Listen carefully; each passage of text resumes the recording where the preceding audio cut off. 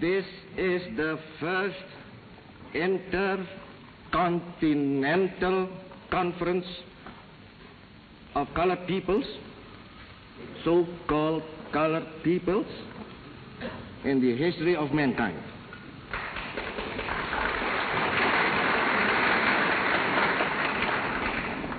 I am proud that my country is your host.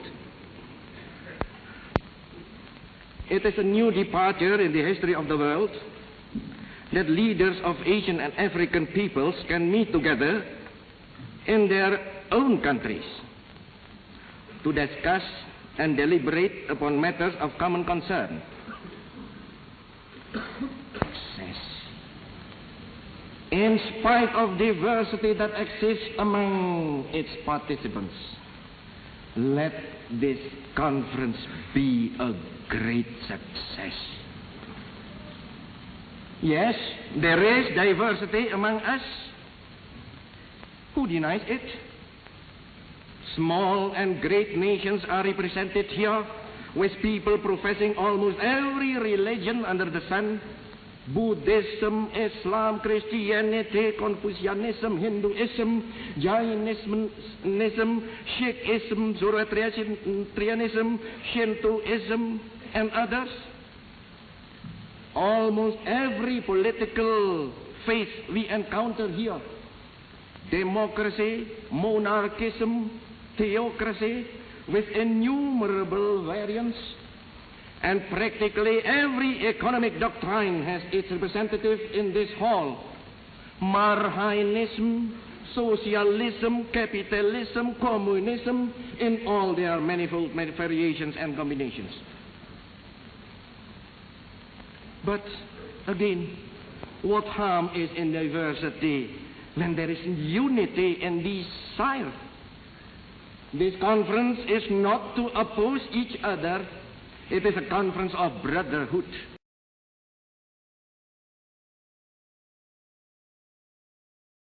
He recorded recently. It's a history that's little known in the U.S., the slaughter of more than 1 million people in Indonesia after a military coup in 1965. The victims were communists and those labeled as such, including intellectuals, ethnic Chinese, and anyone opposed to the new regime. The perpetrators were often members of paramilitary groups who carried out their executions with the approval of the military government. And in the new documentary, The Act of Killing, it is they, the killers, who speak of and show exactly how they did their work. Filmmaker Joshua Oppenheimer joins us now. Welcome to you. Thank you. This is a group of men who operated openly, violently. They were self-described gangsters, right? And they modeled themselves on movie gangsters. That's right. In the city of Medan, where we made this film, they recruited their killers from the ranks of gangsters who were hanging out in cinemas. They all had a love of Hollywood films. And when I met them, not only were they boastful about what they'd done because they'd never been forced to admit it was wrong, but when they started suggesting that they dramatize it, they chose to suggest that they dramatize it in the style of their favorite Hollywood and film. So you made what is in essence a sort of film within the film with their cooperation. I mean, they said, here, let us act it out for you. That's exactly right. I started this project in collaboration with survivors. And we were working very closely to try and document the horror that they'd experienced and what it's like for them to live today with the perpetrators still in power. But when the army found out what we were doing, the army warned them, threatened them not to participate in the film. The survivors then said, okay, if you can't film us, try and film the perpetrators. You might find out what happened to us. When I approached the perpetrators, they were boastful, eager to show what they'd done, eager to take me to the places where they killed and show how they killed, and then started to suggest stylizations, improvements. And I realized that if we could let them do that, we would be able to expose the whole regime that the killers had built. I mean, the obvious question is how did you get them to talk to you? But it sounds as though it wasn't a problem at all. These men have never been removed from power. They're still in power. They've never been forced to admit what they've done is wrong, and therefore they've been able to cling to the lie, namely the victor's history that they've told ever since 1965, justifying their actions and imposing that version of the events on their whole society. And when they met me as an American, knowing that the United States supported, participated in, and ultimately helped to ignore and deny what had happened, they were open immediately. I want to show one little clip here, and it is of one of the main characters, Anwar Congo. Just tell us a little bit about him by way of introducing this. Anwar Congo was in fact the 41st perpetrator whom I filmed. He was more boastful than anyone else, but underpinning it was a shame, a pain, a trauma. And I recognize that the boasting and guilt are two sides of the same coin. I lingered on him, and he's the one who started to propose these ever more elaborate dramatizations, almost as though he was trying to run away from what he knows is wrong about what he did. All right, let's take a look at that short clip. That's me. I'm wearing a plaid shirt, camouflage pants, saddle shoes. See how elite I am? That is what you should wear in the studio scene. And for the killing scene, jeans. I wore jeans for killing. When you kill people, you should wear thick pants. Like this. How about a checkered pattern? That'd be great, but small ones. As they casually, right, gleefully boast, as you say, describe these kinds of horror stories, one wonders what you were feeling. Well, I was astonished and horrified much of the time, but I also forced myself not to make the leap from saying these men have done something monstrous to these men are monsters. And I think so many of the stories we tell are based on dividing the world into good guys and bad guys, protagonists and antagonists. And these seem like they've done bad things, so they're bad guys, so we interpret their boasting as a sign that they're monstrous. But what if they're not? What if we look, our task as nonfiction filmmakers is to see what's really there. You had an Indonesian co-director, you work with many Indonesians. They, I gather, have chosen to remain anonymous out of fear of their safety. What's been the reaction to the film in Indonesia? Well, the film has helped catalyze a transformation in how Indonesia talks about its past. Ordinary Indonesians are now able to talk about the genocide as a genocide and relate it to the moral catastrophe of the present-day regime built by the killers. Even as the Indonesian media also has started to report on the genocide as a genocide and investigate it in depth. Once the film was nominated for an Academy Award, the government finally broke its silence about it. A spokesman for the president of Indonesia said, yes, it was a crime against humanity, but we don't need a film to tell us how to deal with this. We will deal with it in our own time. Now, that's an inadequate response, but it's a sea change. It's an about face, because until now, the government has maintained that what happened in 1965 was heroic. Finally, they've admitted that it was wrong. That's enormous. And now, very recently, we've held a screening on Capitol Hill for members of Congress. And the big discussion was, what can we do about this? If we want to have a constructive and ethical relationship with Indonesia moving forward, we need to acknowledge the crimes of the past and our collective role in supporting, participating in, and ultimately ignoring those crimes. All right. The Act of Killing is the new film by Joshua Oppenheimer. Thank you so much. Thank you. And you can find our other conversations with Oscar nominees for Best Documentary Feature on our website. It's been called the largest unrecognized mass killing of the 20th century, the 1965 massacre of communists in Indonesia, a dark chapter of Cold War history. An international panel of judges delivers its conclusion. The state of Indonesia is responsible for and guilty of crimes against humanity. The violence began the night of September 30th, 1965, when soldiers mutinied and murdered at least 6 army generals and their relatives in a failed military coup. A military regime led by General Suharto responded with a systematic campaign to wipe out communists from Indonesia. Suharto went on to rule the country for the next 31 years.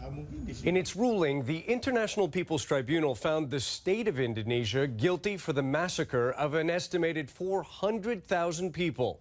Other crimes against humanity include wide-scale torture, enslavement, enforced disappearance, and systematic acts of sexual violence against women linked to the Communist Party. The judges also implicated the Suharto regime's Cold War allies. The United States of America, the United Kingdom, and Australia were all complicit to different degrees in the commission of these crimes against humanity. The US gave sufficient support to the Indonesian military, knowing well that they were embarked upon a program of mass killings and other criminal conduct. None of the countries have responded to the finding. Last May, survivors of the deadly 1965 crackdown emerged from an historic meeting with a top Indonesian official. He leads a government commission to investigate the violence, but he casts doubt on the scale of the killings. I don't believe that number of people get killed back to 1965. Some people say 400,000 or so. The International People's Tribunal was formed in response to the 2012 Oscar-nominated documentary, The Act of Killing. It profiled Indonesian gangsters who boast how they murdered communists in 1965. But the Indonesian government says the tribunal has no jurisdiction over the island nation. Jakarta insists it will use Indonesia's own legal system to investigate this painful period of history. Ivan Watson, CNN. Never before have Indonesians been able to read in such detail about the mass killings that started in October 1965. Declassified US embassy cables and memos show not only how the massacres of alleged communists was orchestrated by Indonesian military leaders, but also how much the United States knew about it, kept silent, and even offered help. These documents prove that the amount of people who were killed was very, very high. These documents contradict the government statements that only a few people were killed. The mass killings began after the murders of 6 Indonesian army generals in what was described as a failed coup. General Soeharto seized power and blamed communists for the murders. The military, supported by Muslim groups, went on a killer spree. Not only has the government yet to admit the massacre happened, discussing the events of 1965 remains dangerous 52 years later. Conservative groups recently attacked a gathering of survivors and activists with petrol bombs. Student Raisa Widyastri managed to escape unhurt. Why do I have to be scared for telling the truth? That's all I do. When the attack happened, I thought I was going to die for exposing the truth. Every effort to address this dark chapter in Indonesia's history has failed so far. Instead of providing justice and reconciliation to victims and survivors, they have been facing threats and intimidation.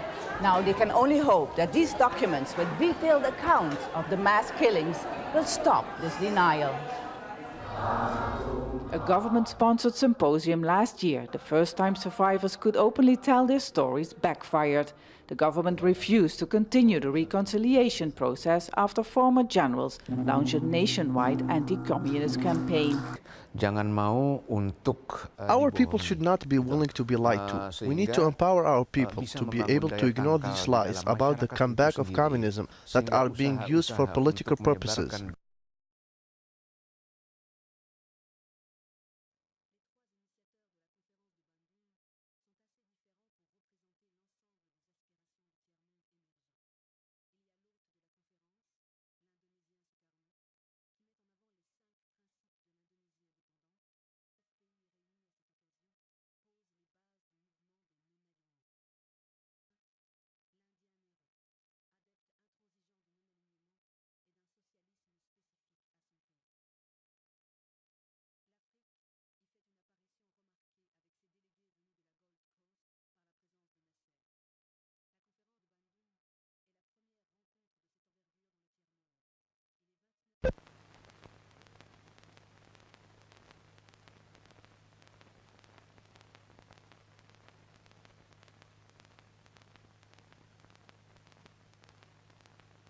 What do you think will happen to the president now?